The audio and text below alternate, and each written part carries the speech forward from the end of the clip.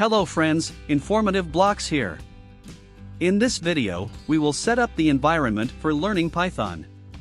We'll install an interpreter of Python, which can help us to run the Python program in our system. So let's begin. To install Python, go to Google and search for Python. Then click on the first link. Or you can also click on the link which is given in the description of this video, which is of the official website for downloading Python.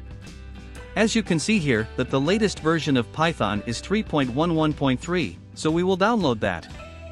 The Python version may be updated to the latest version, as it depends on when you are watching this video, so download the latest version of Python in that case. When Python is downloaded successfully on your computer, click or start the Python installer. After that, we have to be careful of some things.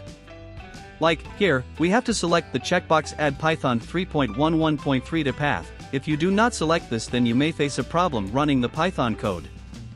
Then click on Install Now and then select Yes. Then Python will get installed in your system.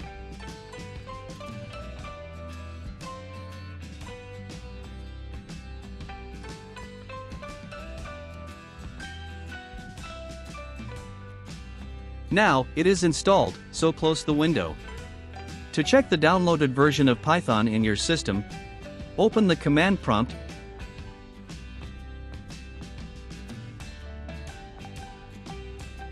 type Python space 2 hyphens version, then press enter.